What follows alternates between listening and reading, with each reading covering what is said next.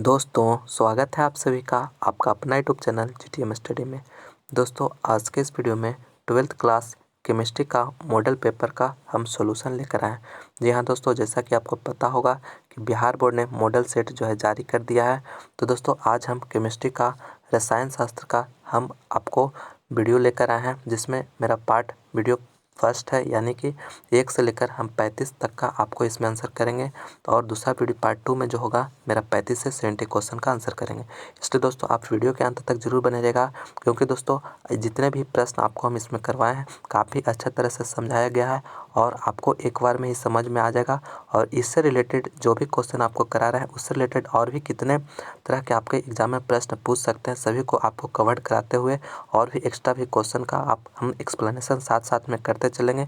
इसलिए वीडियो के लास्ट तक जरूर बने रहिएगा, एक भी क्वेश्चन को स्किप नहीं करिएगा, क्योंकि दोस्तों आपसे इससे जो है बोर्ड एग्जाम में 30 से 40% इसी से क्वेश्चन जरूर आएंगे। ठीक है, इसलिए आप वीडियो के अंत तक जरूर बने रहेगा। और दोस्तों आपका जो है इसमें आपको 70 क्वेश्चंस दिए गए हैं, जिसमें से आपको किन्हीं 35 प्रश्नों का ही आंसर देना है। ठीक है, तो चलिए आज की वीडियो हम शुरू करते हैं। मेरा यह पार्ट 1 है, पार्ट 2 भी इसका जल्द ही आएगा। ठीक है, तो चलिए आज की वीडियो हम शुरू करते हैं। जल्दी से इस वीडियो को लाइक कर दीजिए, अपने दोस्तों में शेयर कर दीजिए, और अभी तक हमारे इस चैनल को सब्सक्राइब नहीं किया तो प्लीज़ चैनल को सब्सक्राइब करके बेल आइकन को भी प्रेस जरूर कर लीजिएगा, ताकि नए वीडियो का नोटिफिकेशन आप लोगों को मिलता रहे। तो चलिए आज की वीडियो हम शुरू करते हैं। दोस्तों आपका इंस्ट्रक्शन आपको अच्छा तरह से पढ़ लीजिएगा। हम चलते हैं पहला क्वेश्चन पे और आज का वीडियो हम शुरू करते हैं। फर्स्ट क्वेश्चन में बोला जा रहा है कि ग्रेफाइट किस प्रकार का क्रिस्टल है। आपसे पूछा जा रहा है ग्रेफाइट किस प्रकार का क्रिस्टल है, यानी which types of crystal is graphite, मैंने जो क्रिस्टल जो होता है ग्रेफाइट में किस टाइप का होता है। तो आयनिक दे रहा है, कोवैलेंट दे रहा है, मॉलिक्यूलर दे रहा है और मेटालिक दे रहा है। तो ग्रेफाइट में जो होता है दोस्तों, इसमें जो होता है क्रिस्टल जो होता है वह कोवैलेंट टाइप का होता है। तो मेरा बी ऑप्शन यहाँ पे बिल्कुल करेक्ट हो गया। ठीक है, यानी सहसंयोजक होता है। ठीक है, सहसंयोजक होता है। तो बी ऑप्शन यहाँ पे बिल्कुल करेक्ट हो गया, यानी ग्रेफाइट जो होता है कोवैलेंट, जिसका जो क्रिस्टल होता है वो कोवैलेंट होता है। ठीक है, और डायमंड का भी जो होता है कोवैलेंट ही होता है। ठीक है, आपको याद रखना है डायमंड का भी जो होता है कोवैलेंट ही होता है। और आपको देखिए यहाँ पे एग्जांपल और भी बता देते हैं। आयनिक के लिए जो होता है दोस्तों, आयनिक किस में होता है, तो वह NaCl में होता है। आपको एक एक एग्जांपल और भी सबको बताते चल रहे हैं। NaCl में जो होता है आयनिक होता है, और मोलिकुलर जो होता है HCl में हो जाता है। और मेटालिक जो होता है वह जो होता है आयरन हो गया, कॉपर हो गया, ये सब में जो है मेटालिक क्रिस्टल रहता है। ठीक है, लेकिन ग्रेफाइट और डायमंड में जो होता है वह कोवैलेंट क्रिस्टल होता है। ठीक है, तो आप यहाँ पे बी ऑप्शन यहाँ पे यानी सहसंयोजक होता है। तो बी ऑप्शन यहाँ पे करेक्ट हो गया। ठीक है, आप ये सभी भी ऑप्शन याद रखिएगा, ताकि आपके एग्जाम में अगर पूछे तो उसे सही जवाब दे सके। नेक्स्ट क्वेश्चन दूसरा नंबर में कह रहा है कि पिंड केंद्रित घनाकार इकाई सेल में परमाणुओं की संख्या होती है। The number of atoms present in a body centred cubic unit cell is, यानी कि आपको BCC में पूछा जा रहा है, body centred cubic unit cell में जो पूछा जा रहा है कि उसमें नंबर ऑफ एटम्स कितने प्रेजेंट होंगे।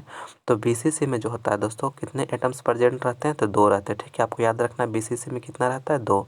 और यहाँ पे अगर आपका सिंपल क्यूबिक रहता, खाली सिंपल क्यूबिक रहेगा तो वहाँ पे 1 हो जाता है, 1 नंबर्स ऑफ एटम प्रेजेंट रहता है। और अगर आपको FCC रहता है, ठीक है, यानी कि face centred cubic unit cell रहता है, तो वहाँ पे आपको 4 हो जाता है। ठीक है, हम 3 आपको बता रहे हैं। FCC के लिए आप 4 रखिएगा, नंबर ऑफ एटम्स जो प्रेजेंट रहता है बॉडी में वह 4 होता है। और यह जो BCC के लिए 2 होता है, और सिंपल क्यूबिक रहेगा तो वहाँ पे 1 हो जाता है। ठीक है, तो यहाँ पे देखिए मेरा BCC दिया हुआ है, तो मेरा 2 कौन सा ऑप्शन में, A ऑप्शन में दिया हुआ है। ठीक है, तो number of atoms present in a body centred cubic unit cell is, यहाँ पे A ऑप्शन यहाँ पे करेक्ट हो जाएगा। ठीक है, A ऑप्शन यहाँ पे करेक्ट हो गया। नेक्स्ट क्वेश्चन तीसरा नंबर में कह रहा है कि विलयन के अनुसंख्य गुणधर्म का उदाहरण है। An example of colligative property of a solution.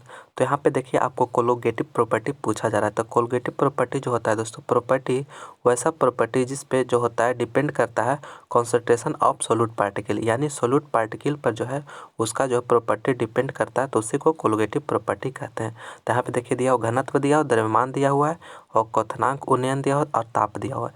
तो ये तीनों जो ऑप्शन है दोस्तों यह मेरा गलत है, मेरा सी ऑप्शन यहाँ पे बिल्कुल करेक्ट हो गया, यानी एलिवेशन ऑफ बॉइलिंग पॉइंट जो है करेक्ट ऑप्शन है। ठीक है, तो मेरा सी ऑप्शन यहाँ पे बिल्कुल करेक्ट हो गया, यानी कोलिगेटिव प्रॉपर्टी का जो एग्जाम्पल है वह एलिवेशन ऑफ बॉइलिंग पॉइंट है। और कौन कौन होता है, तो यह जो होता है ऑस्मेटिक प्रेशर होता है, और जो होता है मेल्टिंग पॉइंट हो जाता है, मेल्टिंग पॉइंट डिपर्सन हो जाता है, यहाँ पे एलिवेशन ऑफ बॉइलिंग पॉइंट हो जाता है, और ऑस्मेटिक प्रेशर होता है। ये सभी जो होता है तो मेरे कोलिगेटिव प्रॉपर्टी में आता है। ठीक है, तो ये सभी याद रखिएगा। तो यहाँ पे सी ऑप्शन यहाँ पे करेक्ट हो गया। नेक्स्ट क्वेश्चन चौथा नंबर में करें कि निम्नलिखित में कौन सा पदार्थ सबसे अधिक हिमांक अवनमन उत्पन्न करता है। In which of the following substance produce maximum depression of freezing point. Maximum depression of freezing point जो है कौन प्रदर्शित करता है, तो यहाँ पे इसका जो राइट आंसर हो जाएगा वह ए हो जाएगा, K2SO4 हो जाता है। ठीक है, ये ऑप्शन यहाँ पे बिल्कुल करेक्ट हो गया। ठीक है, K2SO4, तो ये ऑप्शन यहाँ पे करेक्ट हो गया। नेक्स्ट क्वेश्चन पाँचवा नंबर में कह रहा है कि द्रवित NaCl के वैद्युत अपघटन से कैथोड पर मुक्त होता है, यानी कहने का मतलब NaCl जो होता है वह मैंने वैद्युत अपघटन से जो कैथोड, देखिए यहाँ पे एनोड होता है, एक एनोड और दूसरा होता है कैथोड। तो यहाँ पे आपसे पूछा जा रहा है कि अगर वैद्युत अपघटन the substance deposited at cathode during the electrolysis of molten NaCl is. तो NaCl को जब आप कहने का मतलब इलेक्ट्रोलाइसिस करवाते हैं तो यहाँ पे जो हैगा कैथोड पे क्या बने, तो देखिए एनोड जो होता है पॉजिटिव होता है। ठीक है, एनोड पॉजिटिव होता है और यह कैथोड जो होता है निगेटिव होता है। ठीक है, निगेटिव होता है। तो यहाँ पे कहने का मतलब जो होता है अगर इलेक्ट्रोलाइसिस करवाते हैं तो यहाँ पे NaCl है, तो NaCl हो गया NaCl, तो यहाँ पे Cl जो होता है माइनस होता है और Na होता है पॉजिटिव। तो यहाँ पे पॉजिटिव वाला जो होगा निगेटिव के पास जाएगा और निगेटिव वाला जो होगा वह पॉजिटिव के पास जाएगा। ठीक है, तो आप इस तरह से याद रखिएगा, निगेटिव जो हो गया पॉजिटिव और पॉजिटिव हो गया जो निगेटिव। तो यहाँ पे पॉजिटिव मेरा कौन है, सोडियम है, तो सोडियम जो हो जाएगा कैथोड पे चला जाएगा, लेकिन क्लोरीन जो होगा वह एनोड पर चला जाएगा। तो यहाँ पे हमसे तो यही तो पूछ रहा है, आप समझ गए कि Na प्लस आयन जो होगा Na प्लस हो जाएगा वह पॉजिटिव है जो कि कैथोड पे जाएगा। ठीक है, और मेरा Cl आयन जो है क्लोरीन आयन है वह एनोड पे जाएगा क्योंकि यह नेगेटिव है। तो यही आपको समझना था। तो यहाँ पे जो मेरा पूछा जा रहा है कि कैथोड पर जो है कैथोड पर कौन सा सब्सटेंस डिपोजिट होगा, तो वह हो जाएगा सोडियम हो जाएगा। मेरा बी ऑप्शन यहाँ पे बिल्कुल करेक्ट हो जाएगा। ठीक है, नेक्स्ट क्वेश्चन छठा नंबर में कह रहा है कि एक इलेक्ट्रोड का मानक ऑक्सीकरण विभव प्लस 0.76 वोल्ट है, इसका मानक अवकरण विभव है, यानी if the standard oxidation potential of an electrode is plus 0.76 volt then its standard reduction potential is. तो यहाँ पे आपसे जो है SOP जो दिया हुआ है, SOP है वह SOP जो दिया हुआ है वह कितना दिया हुआ है, तो प्लस 0.76 दिया हुआ है। तो आपसे जो है स्टैंडर्ड रिडक्शन पोटेंशियल पूछा जा रहा है। ठीक है, तो इसका जो आंसर हो जाएगा वह क्या हो जाएगा, सिर्फ और सिर्फ निगेटिव साइन लगाकर वही हो जाएगा। ठीक है, 0.76 किस में दिया, सी ऑप्शन में दिया हुआ है। ठीक है, तो सी ऑप्शन यहाँ पे मेरा राइट हो जाएगा, यानी कि मानक अवकरण विभव जो हो जाएगा वह निगेटिव साइन लगाकर वही मेरा आंसर हो जाता है। तो मेरा सी ऑप्शन यहाँ पे करेक्ट हो गया। ठीक है, मेरा सी ऑप्शन यहाँ पे करेक्ट हो जाएगा। नेक्स्ट क्वेश्चन 7 नंबर में कह रहा है कि चीनी के प्रतिलोपन को ग्लूकोज और फ्रुक्टोज बनने की अभिक्रिया को निम्न प्रकार से दर्शाया जाता है, यानी कि आपको यह जो है मेरा दिया हुआ है चीनी का जो है प्रतिलोपन को यहाँ पे ग्लूकोज बन रहा है और फ्रुक्टोज बन रहा है। तो यह जो अभिक्रिया है मैंने क्या है, द्वितीय कोटि की, एक अणु की छद्म प्रथम कोटि की, या इनमें से कोई नहीं। तो यह जो अभिक्रिया है दोस्तों यह एक छद्म प्रथम कोटि की है। ठीक है, तो मेरा सी ऑप्शन यहाँ पे बिल्कुल करेक्ट हो जाएगा, यानी कि the inversion of cane sugar to produce glucose and fructose represented by the reaction, ये रिएक्शन के कारण तो रिएक्शन इज, तो यह हो जाएगा सूडो फर्स्ट ऑर्डर। मेरा सी ऑप्शन यहाँ पे राइट हो जाएगा। नेक्स्ट क्वेश्चन 8वां नंबर में करें किसी अभिक्रिया का वेग निम्नांकित प्रकार से व्यक्त होता है, तो वेग बराबर जो है ये दिया हुआ है तो अभिक्रिया की कोटि होगा, यानी कि आपसे पूछा जा रहा है कि the rate of chemical reaction is expressed as rate, ये दिया हुआ है तो आपको the order of reaction would be, मैंने आपसे पूछा जरा कि ऑर्डर ऑफ इस रिएक्शन का जो ऑर्डर होगा वो क्या होगा, तो यहाँ पे ऑर्डर निकालने के लिए रहता है तो मेरा जिसका जो मैंने कॉन्सेंट्रेशन का जो पावर होता है रेट का वो ऐड कर देते हैं। तो यहाँ पे देखिए मेरा 2 दिया हुआ है और इसका जो कॉन्सेंट्रेशन का पावर जो है 1 है, तो दोनों को ऐड करके कितना आ रहा है 3 आ जा रहा है। तो मेरा बी ऑप्शन यहाँ पे राइट हो जाएगा, ठीक है, यानी कि 3 यहाँ पे जो इस रिएक्शन का जो कोटी होगा यानी ऑर्डर होगा वह 3 हो जाएगा। किस तरह से निकाले, तो दोनों को 2 + 1 कर देंगे, 3 आ जाएगा, ठीक है, तो मेरा बी यहाँ पे राइट हो जाएगा।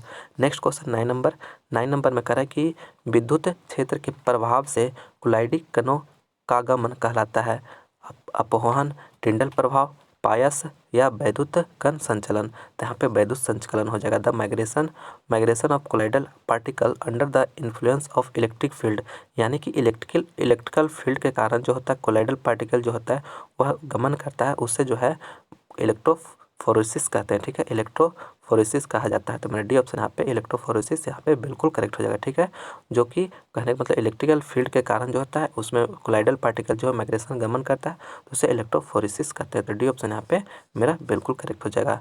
नेक्स्ट क्वेश्चन 10वां नंबर के वह प्राकृतिक पदार्थ है जिससे धातु का निष्कर्षण फायदेमंद होता है कहलाता है, यानी the natural substance from which the extraction of metal is profitable is called.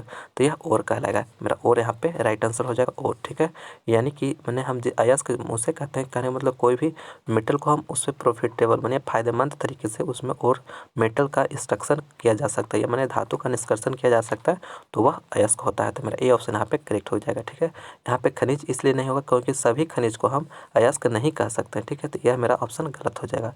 सभी खनिजों को अयस्क नहीं कहा जाता, लेकिन सभी अयस्क को खनिज कहा जा सकता है क्योंकि जो है इससे भी मेरा खनिज जो अयस्क से है उससे मेरा जो धातु का एक्सट्रैक्शन मेटल का एक्सट्रैक्शन संभव है, प्रॉफिटेबल फायदेमंद जो है जिसे निकालने को जो है मेटल को एक्सट्रैक्शन करने में हमें फ़ायदेमंद हो, यानी कम दाम में हम मेटल्स को एक्सट्रैक्शन कर सके। तो इसलिए मेरा ए यहाँ पे करेक्ट हो जाएगा।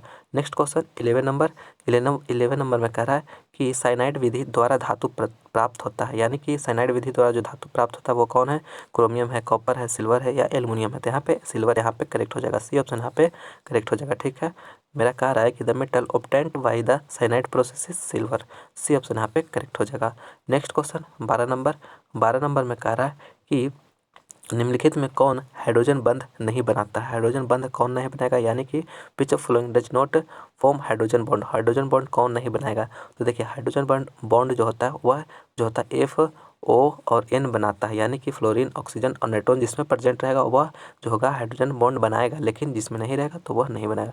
देखिए यहाँ पे N मेरा प्रेजेंट है तो ये बनाएगा, यहाँ पे O है, यहाँ भी ये भी बनाएगा, F भी है, यहाँ प्रेजेंट है ये बनाएगा, लेकिन इसमें जो है यह जो है नहीं प्रेजेंट है, तो इसलिए मेरा सी ऑप्शन यहाँ पे जो हो जाएगा नहीं बनाएगा। तो पूछा जा रहा है नहीं के लिए, तो मेरा सी ऑप्शन यहाँ पे करेक्ट हो जाएगा, ठीक है।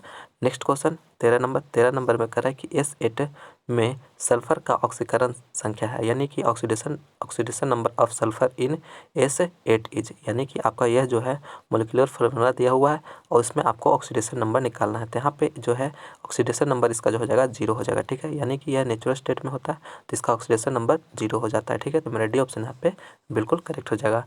नेक्स्ट क्वेश्चन 14 नंबर में कह रहा है कि यौगिकों में निम्नलिखित यौगिकों में सबसे प्रबल अम्ल है, आपसे पूछा जा रहा है कि सबसे प्रबल अम्ल जो है वह क्या है इसमें, ठीक है। तो यहाँ पे देखिए ऑप्शन HCl दिया हुआ है, HF दिया हुआ है, HBr दिया हुआ है और HI दिया हुआ है, यानी कि the strongest acid among the flowing, आपसे स्ट्रॉन्गेस्ट एसिड पूछा जा रहा है तो इसका जो राइट आंसर हो जाएगा बी ऑप्शन हो जाएगा, यानी कि यह सबसे छोटा मैंने साइज में जो होता है सबसे छोटा होता है और इसका इलेक्ट्रोनेगेटिविटी जो होता है वह हाई होता है, EN जो होता है इलेक्ट्रोनेगेटिविटी जो होता है वो हाई होता है, इसलिए मेरा बी ऑप्शन यहाँ पे राइट हो जाएगा। HF जो है सबसे स्ट्रॉन्ग एसिड है, प्रबल अम्ल है, तो बी ऑप्शन यहाँ पे राइट हो जाएगा।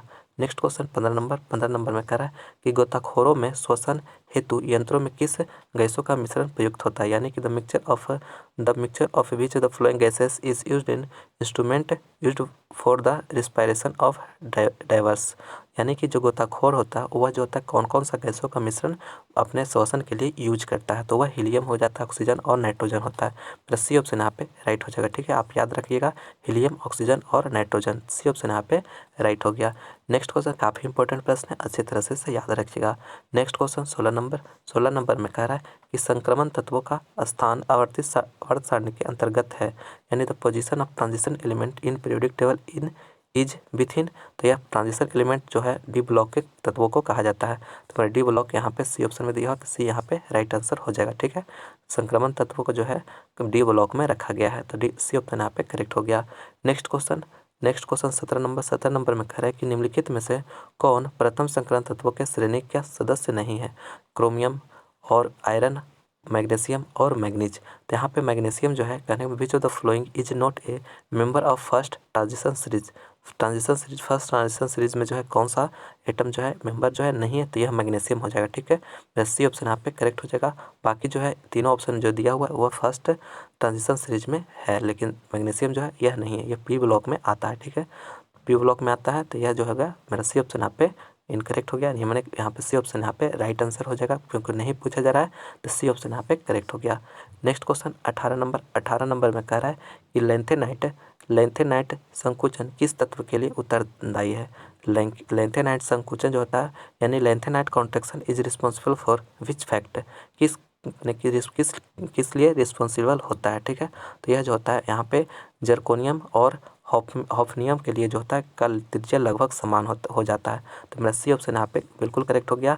काफ़ी इंपॉर्टेंट प्रश्न है भी, अच्छी तरह से इसे याद कर ले। जर्कोनियम और हॉफनियम का जो होता है त्रिज्या जो होता है वह समान हो जाता है, तो सी ऑप्शन यहाँ पे राइट हो जाएगा। ठीक है, द रेडियाई ऑफ जर्कोनियम और हॉफनियम आर ऑलमोस्ट सिमिलर, तो सी ऑप्शन यहाँ पे राइट हो जाएगा। ठीक है, नेक्स्ट क्वेश्चन 19वां नंबर में कह रहा है कि निम्नलिखित संक्रमण धातु के आयनों में प्रति चुंबकीय है, यानी the ion which of the following transition metal is diamagnetic, यानी आपको कौन सा ट्रांजिशन इन मेटल जो है इसका जो है डाई मैग्नेटिक होगा। ठीक है, किसका आयन? तो यहाँ पे डाई मैग्नेटिक जो होता है जिसमें जो है पेयर्ड इलेक्ट्रॉन हो, किसमें? डाई मैग्नेटिक में जिसमें पेयर्ड इलेक्ट्रॉन हो, यानी कि जो है अनपेयर्ड इलेक्ट्रॉन नहीं हो। ठीक है, और डाई मैग्नेटिक में हो गया, आपको याद रखना है पेयर्ड इलेक्ट्रॉन। ठीक है, और पारामैग्नेटिक में जो होता है पारामैग्नेटिक में इसमें जो होता है अनपेयर्ड इलेक्ट्रॉन होता है। ठीक है, और डाई मैग्नेटिक में पेयर्ड इलेक्ट्रॉन होता है। ठीक है, तो आपको याद रखना है। तो यहाँ पे जो ऑप्शन दिया हुआ इसी सभी को अगर आपको इलेक्ट्रॉनिक कॉन्फ़िगरेशन लिखेगा तो इसमें जो डी ऑप्शन जो दिया हुआ है Zn+2 आयन जो दिया हो इसका जो है इसमें जो है इलेक्ट्रॉनों मैंने जो इलेक्ट्रॉन अगर आप कॉन्फ़िगरेशन करते हैं तो इसमें जो मैंने पेयर्ड इलेक्ट्रॉन आता है। ठीक है, तो इसलिए मेरा जो होगा ये डाई मैग्नेटिक हो जाएगा। लेकिन जो ये तीन ऑप्शन जो दिया हुआ है इसमें जो है अनपेयर्ड इलेक्ट्रॉन आ जाता है, जिसके कारण यह पैरामैग्नेटिक होगा। ठीक है, देखिए आपको हम इसी का इलेक्ट्रॉनिक कॉन्फ़िगरेशन निकाल कर बता देते हैं। यहाँ पे मेरा जो है कौन है Zn+2 आयन है। ठीक है, तो इसका अगर आप इसी लिखते हैं यानी इलेक्ट्रॉनिक कॉन्फ़िगरेशन लिखते हैं तो क्या आ जाएगा? आर्गन हो गया और 3D10 हो जाएगा। ठीक है, तो देखिए यहाँ पे मेरा जो है फुलफिल हो रहा है, मेरा डी ऑर्बिटल 10 पूरा फुलफिल हो रहा है। मैंने कि कहने का मतलब यह जो है पेयर्ड इलेक्ट्रॉन में आ रहा है, मैंने इसमें जो है अनपेयर्ड इलेक्ट्रॉन नहीं है, तो इसलिए मेरा जो हो गया यह डाई मैग्नेटिक हो गया। यही अगर 3D अगर 9 रहता तो यहाँ पे हो जाता अनपेयर्ड इलेक्ट्रॉन होता, जिससे मेरा पैरामैग्नेटिक में चला जाता, जिसमें जो कोई Cu+2 आयन है। ठीक है, ये वाला ऑप्शन, तो इसलिए मेरा जो हो गया यह पैरामैग्नेटिक में चला जाएगा। ये भी पैरामैग्नेटिक में है, लेकिन डी ऑप्शन जो है यह डाई मैग्नेटिक में चला जाएगा, जो कि मेरा डी ऑप्शन में दिया हुआ है।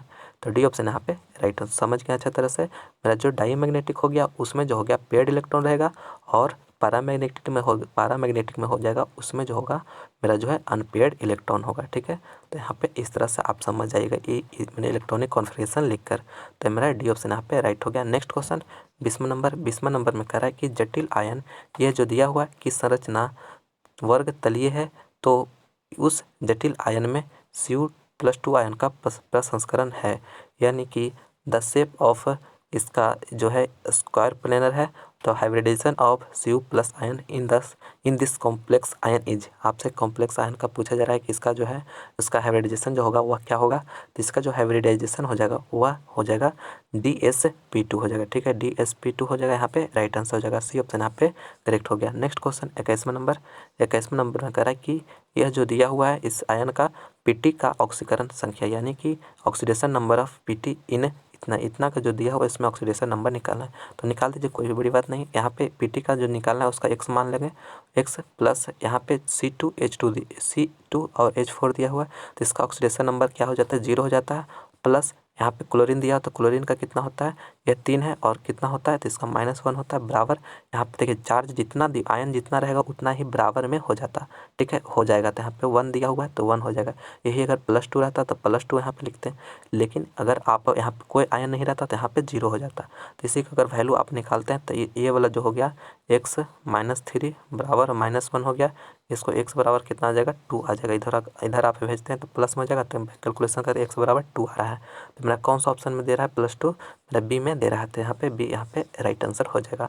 नेक्स्ट क्वेश्चन 22वां नंबर में कह रहा है कि सेकेंडरी ब्यूटिल क्लोराइड का IUPAC नाम है। यानी क्या मेरा जो है सेकेंडरी दिया हुआ, सेकेंडरी ब्यूटिल दिया हुआ है तो यहाँ पे ये हो गया। तो इसी को जो है सेकेंडरी ब्यूटिल क्लोराइड कहते हैं। तो इसका IUPAC नेम क्या हो जाएगा, तो यहाँ पे आप गिनिए तो 1 हो गया। यहाँ पे आप चेन बनाते हैं तो 1 2 3 4 हो गया। यानी 2 क्लोरो ब्यूटेन का 4 कार्बन है तो ब्यूटेन हो जाएगा। तो मेरा 2 क्लोरो ब्यूटेन हो जाएगा। तो कौन सा ऑप्शन में दिया हुआ है, मेरा बी ऑप्शन में दिया हुआ है। तो बी ऑप्शन यहाँ पे करेक्ट हो जाएगा, 2 क्लोरो ब्यूटेन। ये सब नोमेनक्लेचर लिखा जाता है, इसका नियम होता है, इस तरह से लिखा गया है, ठीक है। तो बी ऑप्शन यहाँ पे करेक्ट हो गया। नेक्स्ट क्वेश्चन कह रहा है कि निम्नलिखित में से किस विधि द्वारा प्राइमरी सेकेंडरी और टर्सरी अल्कोहल में विभेदन किया जा सकता है। ऑक्सीकरण विधि, लुकास प्रतिकारक विधि, विक्टर मेयर विधि, उपयुक्त सभी। तो यहाँ पे डी ऑप्शन यहाँ पे राइट हो जाएगा। प्राइमरी सेकेंडरी और टर्सरी अल्कोहल का विभेदन जो किया जाता है इनमें से सभी से किया जाता है। तो डी ऑप्शन यहाँ पे बिल्कुल करेक्ट हो गया। The which of the following method are used to distinguish primary secondary and tertiary alcohol. तो यह oxidation method, Lucas reagent method, Victor Meyers method, ये सभी जो ऑल ऑफ दीज यहाँ पे all of the above correct हो जाएगा, क्योंकि ये सभी से जो है इसको डिस्टिंग्विश किया जाता है, ठीक है। तो डी ऑप्शन यहाँ पे राइट होगा। नेक्स्ट क्वेश्चन 24 नंबर में कह रहा है कि निम्नलिखित में किसका प्रयोग निश्चेतक के रूप में होता है। Chloroform, हाइड्रोफॉर्म, acetylene, methane. Which of the following is used N anaesthetic. यानी कि एनेस्थेटिक के रूप में किसका प्रयोग किया जाता है, तो वह क्लोरोफॉर्म को किया जाता है। ये ऑप्शन यहाँ पे बिल्कुल करेक्ट हो गया। क्लोरोफॉर्म निश्चेतक कहने का मतलब जब कोई भी ऑपरेशन वगैरह देखते होंगे कि ऑपरेशन वगैरह होता है तो उसमें जो क्लोरोफॉर्म को सुंघाया जाता है जिससे कि है वह व्यक्ति जो होता है वह बेहोश हो जाता है, ठीक है। तो यह क्लोरोफॉर्म का ही प्रयोग किया जाता है। तो ये ऑप्शन यहाँ पे बिल्कुल करेक्ट हो गया। नेक्स्ट क्वेश्चन 25वां नंबर में कह रहा है कि कैल्शियम एसीटेट को गर्म करने से निम्नलिखित में कौन प्राप्त होता है। विच of the flowing obtained when calcium acetate is heated. यानी कैल्शियम एसीटेट को आप हीट करते हैं तो वह कौन सा जो होता है बनता है, तो एथिल एसीटेट, फॉर्मल्डिहाइड, एसीटोन या एसीटिल्डिहाइड। तो यहाँ पे एसीटोन बनता है, ठीक है। मेरा सी ऑप्शन यहाँ पे अगर आप कैल्शियम एसीटेट को हीट करते हैं तो यह एसीटोन बनता है। तो मेरा सी ऑप्शन यहाँ पे बिल्कुल करेक्ट हो गया, एसीटोन। नेक्स्ट क्वेश्चन 26 नंबर का एल्कोहल में कौन रहता है। यहाँ पे भी which one is present in alcohol. Alcohol में कौन रहता है, यानी कि आपको अल्कोहल का फंक्शनल ग्रुप पूछा जा रहा है तो अल्कोहल का जो फंक्शनल ग्रुप हो जाता है वह OH हो जाता है। और मेरा CHO जो दिया हुआ है यह किसका है, तो वह एल्डिहाइड का है। और CO जो है यह कीटोन का है। और NH2 जो है यह एमीन का है, ठीक है। ये भी आप याद रखिएगा, आपके एग्जाम में पूछ सकता है, क्योंकि दोस्तों यहाँ पे जरूरी नहीं कि यही प्रश्न आपसे पूछे। तो यहाँ पे एल्डिहाइड ये हो गया, यह कीटोन हो गया और यह एमीन हो गया, तो ये भी आप याद रखिएगा। तो मेरा 26 का जो हो गया ए ऑप्शन यहाँ पे करेक्ट हो जाएगा। OH का फंक्शनल ग्रुप है, ठीक है। तो यहाँ पे ए ऑप्शन यहाँ पे करेक्ट हो गया। नेक्स्ट क्वेश्चन 27वां नंबर काफ़ी इंपॉर्टेंट है। कह रहे निम्नलिखित में कौन एल्डिहाइड कीटोन में विभेद कर सकता है। यानी कि एल्डिहाइड और कीटोन में जो विभेद कौन कर सकता है, तो पहला फेलिंग मिलियन, दूसरा कास्टिक सोडा, ग्रिग्नार अभिकर्मक, इनमें से कोई नहीं। यानी which of the following can differentiate between an aldehyde and a ketone. Fehling solution, caustic soda और ग्रिग्नार रिएजेंट या नन ऑफ दीज। तो यहाँ पे जो होगा एल्डिहाइड और कीटोन में जो होता है डिफरेंशिएट कौन सा कर सकता है, तो फेलिंग सोल्यूशन होता है, ठीक है। मेरा ए ऑप्शन यहाँ पे बिल्कुल करेक्ट हो जाएगा, फेलिंग विलियन, ठीक है। ये ऑप्शन क्यों होता है, क्योंकि फेलिंग सोल्यूशन जो होता है वह एल्डिहाइड के साथ रिएक्शन कर जाता है लेकिन जो है कीटोन के साथ रिएक्शन नहीं करता। तो इसलिए मेरा फेलिंग सोल्यूशन से हम इस दोनों को एल्डिहाइड और कीटोन को डिस्टिंग्विश कर सकते हैं, ठीक है। आपको याद रखना है। तो ये ऑप्शन यहाँ पे बिल्कुल करेक्ट हो जाएगा। दोस्तों अगर आप इस वीडियो को लाइक नहीं किए हैं तो प्लीज़ इसे लाइक जरूर करें, अपने दोस्तों में ज़्यादा से ज़्यादा शेयर करें। और अभी तक हमारे चैनल पे मैंने सब्सक्राइब नहीं किए हैं, आप नए हैं तो प्लीज़ हमारे चैनल को सब्सक्राइब जरूर कर लीजिए, क्योंकि आपके एग्ज़ाम से रिलेटेड इस तरह का और भी वीडियो लाने वाले हैं जो कि आपके बोर्ड एग्जाम के लिए काफ़ी ही महत्वपूर्ण है। चलते हैं नेक्स्ट क्वेश्चन 28वां नंबर में कह रहा है कि प्राइमरी एमीन का क्रियाशील मूलक निम्नलिखित में कौन है। यानी which of the following is the functional group of primary amine. Primary amine का जो फंक्शनल ग्रुप होता है वो क्या होता है, यानी प्राइमरी एमीन यानी कि एक अल्काइल ग्रुप इससे जुड़ा हो, ठीक है, एमीन के साथ एक अल्काइल ग्रुप जुड़ा हो तो यह जो हो जाता है मेरा प्राइमरी अल्कीन होता है। तो मेरा देखिए इस तरह से कौन दिया हुआ है, तो मेरा बी में दिया हुआ है, बी में दिया हुआ है मेरा जो हो गया प्राइमरी एल्कीन, सॉरी एल्कीन नहीं एमीन है, ठीक है। तो प्राइमरी एमीन का जो है क्रियाशील मूलक जो हो जाएगा वह डैश NH2 हो जाएगा, जिसमें एक अल्काइल ग्रुप जुड़ा हुआ रहता है, ठीक है। तो मेरा बी ऑप्शन में दिया हुआ है, तो बी यहाँ पे बिल्कुल करेक्ट हो जाएगा। नेक्स्ट क्वेश्चन 29वां नंबर में करें कि तनु एवं अल्प क्षारीय के MnO4 के घोल को कहा जाता है, यानी कि डाइल्यूट एंड स्लाइटली अल्किन के MnO4 सोल्यूशन इज कॉल्ड। तो इससे जो होता है क्या कहा जाता है, तो इसे बेयर्स अभिकर्मक कहा जाता है, ठीक है, बेयर्स अभिकर्मक। तो मेरा कौन सा ऑप्शन हो जाएगा, सी ऑप्शन यहाँ पे बिल्कुल करेक्ट हो जाएगा। जो होता है डाइल्यूट और स्लाइटली अल्किन, मैंने KMnO4 जो होता है स्लाइटली अल्किन होता है यानी अल्प क्षारीय होता है का घोल को जो कहा जाता है बेयर्स अभिकर्मक कहा जाता है, यानी कि बेयर्स रिएजेंट कहा जाता है। तो मेरा सी ऑप्शन यहाँ पे बिल्कुल करेक्ट हो जाएगा। नेक्स्ट क्वेश्चन 30वां नंबर करेक्ट, फिनॉल को जस्ता के चूर्ण के साथ उबालने पर निम्नलिखित में क्या बनता है, यानी फिनॉल है, ठीक है। फिनॉल मेरा सूत्र क्या हो जाएगा, C6H5OH हो गया, ठीक है। इसको अगर आप Zn के साथ अगर आप उबालते हैं तो मेरा जो होगा क्या बनेगा, तो यहाँ पे देखिए यहाँ पे Zn और O हो गया, दोनों जो हो गया मिल जाता है। तो मिलने के बाद मेरा जो हो गया क्या बन जाता है, C6 और H6 प्लस ZnO हो जाता है, क्योंकि यह निगेटिव है, सॉरी पॉजिटिव है और यह निगेटिव है, दोनों आपस में जुड़ जाएगा और यह मेरा जो हो जाएगा बच जाएगा। तो मेरा C6H6 हो गया, इसको क्या होता है बेंजीन इसे बोला जाता है। तो C6H6 मैंने C6H6 मेरा जो हो गया बनता है। तो मेरा सी ऑप्शन यहाँ पे राइट हो जाएगा, यानी बेंजीन मेरा बन जाएगा। फिनॉल को जस्ता के चूर्ण के साथ अगर आप उबालते हैं तो यह जो होगा बेंजीन बन जाएगा, ठीक है। तो मेरा 30 नंबर का आंसर हो जाएगा सी ऑप्शन यहाँ पे बिल्कुल करेक्ट हो गया। नेक्स्ट क्वेश्चन 31 नंबर कह रहा है कि कार्बोक्सिलिक अम्लों का क्रियाशील मूलक है, यानी functional group of carboxylic acid. Carboxylic acid का जो फंक्शनल ग्रुप होता है क्या होता है, तो मेरा CHO दिया वही एल्डिहाइड का, CO हो गया कीटोन का हो गया, CHO जो हो गया COOH हो गया वह कार्बोक्सिलिक एसिड का हो जाता है, और वह जो हो गया अल्कोहल का, जो पीछे में हम कर चुके हैं। तो मेरा जो है COOH हो जाएगा यहाँ पे करेक्ट आंसर, ठीक है। कार्बोक्सिलिक अम्लों का जो क्रियाशील फंक्शनल ग्रुप होता है वह COOH हो जाता है, सी ऑप्शन यहाँ पे करेक्ट है। नेक्स्ट क्वेश्चन 32 नंबर में कह रहा है कि एक कार्बनिक यौगिक की अभिक्रिया NaHCO3 के संतृप्त जलीय विलयन से कराने पर फदफदाहट होती है, निम्नलिखित में कौन सा यौगिक है, यानी कि an organic compound on reaction with aqueous concentrated solution is produce inflorescence which of the following is the compound. तो कौन कंपाउंड होगा, तो यह जो हो जाएगा एसिटिक अम्ल, ठीक है। यानी कार्बनिक यौगिक की अभिक्रिया इतना अगर इससे कराया जा रहा है तो जो संतृप्त जलीय विलयन से कराने पर जो फदफदाहट होती है वह जो होता है यौगिक होता है एसिटिक अम्ल होता है। तो सी ऑप्शन यहाँ पे एसिटिक अम्ल करेक्ट हो जाएगा, ठीक है, एसिटिक अम्ल। तो यहाँ पे सी ऑप्शन यहाँ पे बिल्कुल करेक्ट हो गया। नेक्स्ट क्वेश्चन 33 ईस्टर को निम्नलिखित में से किस सूत्र से व्यक्त किया जाता है, ईस्टर को, ठीक है। And Easter can represented by which of the flowing formula. तो यहाँ पे ईस्टर को किस फार्मूला से आप मैंने रिप्रेजेंट करते हैं, तो हो जाता है RCOOR, ठीक है, इससे किया जाता है, यानी कि यह अल्काइल ग्रुप है तो COOR हो गया। मेरा कौन सा ऑप्शन में, बी ऑप्शन में दिया हुआ है, तो बी ऑप्शन यहाँ पे बिल्कुल करेक्ट हो जाएगा, इससे किया जाता है। और इससे जो होता है कीटोन का किया जाता है, इससे कार्बोक्सिलिक एसिड का किया जाता है, और इससे जो होता है एल्डिहाइड का किया जाता है, ठीक है। लेकिन हमें ईस्टर का पूछा जा रहा है तो RCOOR हो जाएगा, ठीक है, जो कि बी ऑप्शन में दिया हुआ है। तो बी ऑप्शन यहाँ पे करेक्ट हो जाएगा। इसको कीटोन का, इसको कार्बोक्सिलिक एसिड का, और इसको जो है एल्डिहाइड का किया जाता है, ठीक है, भी आप याद रखिएगा।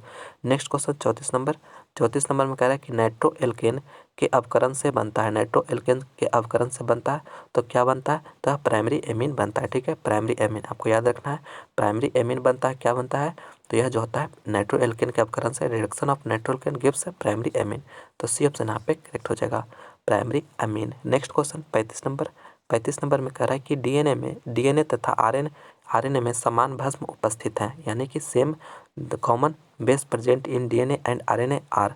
तो कौन कौन कॉमन बेस प्रेजेंट होता है, तो आपको याद रखना ACG, यानी कि ACG क्या हो गया एडेनिन, और C से हो गया साइटोसिन, और मेरा G से हो गया ग्यूनिन। तो मेरा कौन सा ऑप्शन में बी में दिया हुआ है, आपको यह याद रखना है। ACG मेरा हो गया एडेनिन और साइटोसिन और ग्यूनिन हो जाएगा। तो मेरा बी ऑप्शन यहाँ पे करेक्ट हो जाएगा, ठीक है। जो डीएनए और आरएनए में जो होता है समान भास्म होता है वह हो जाता है, बी ऑप्शन यहाँ पे करेक्ट हो जाता है। तो बी ऑप्शन यहाँ पे बिल्कुल करेक्ट हो गया। तो दोस्तों आज के वीडियो में बस इतना ही। यह मेरा वीडियो 1 है, यानी कि पार्ट 1 है दोस्तों। इसका पार्ट 2 भी जल्द ही आएगा, उसे भी आप ज़रूर देखिए, जिसमें कि हम 35 क्वेश्चन से लेकर 70 क्वेश्चन का तक उसका आंसर हम करेंगे। यह मेरा पार्ट 1 है, पार्ट 2 इसका जल्द ही आएगा, ठीक है। तो दोस्तों यह मेरा जो था लास्ट प्रश्न था। मैं उम्मीद करता हूँ कि यह वीडियो आपको पसंद आया होगा, तो प्लीज़ इसे लाइक करें, अपने दोस्तों में ज़्यादा से ज़्यादा शेयर करें, और आप हमारे चैनल पर नए हैं तो प्लीज़ चैनल को सब्सक्राइब करके बेल आइकन को भी ज़रूर प्रेस कर लीजिएगा, ताकि नए वीडियो का नोटिफिकेशन आप लोगों को मिलता रहे। और दोस्तों आप लोगों का समय अब बहुत ही कम बचा हुआ है, तो आप जितना हो सके आपका जो है स्टडी का टाइम और भी ज़्यादा बढ़ा दीजिए, ताकि अगर आप 5 घंटा पढ़ रहे हैं तो आप ज़्यादा से ज़्यादा 10 घंटा पढ़िए, क्योंकि अब आपके पास समय बहुत ही कम है और यह दोबारा समय आपको नहीं मिलेगा। तो इसलिए जितना हो सके आप अपना मेहनत ज़रूर करिए, ताकि आपका बोर्ड एग्जाम में बेहतर मार्क्स आ सके, ठीक है। तो चलिए मिलते हैं हम अगले वीडियो में कुछ नए नॉलेज के साथ। इस वीडियो को देखने के लिए बहुत बहुत धन्यवाद।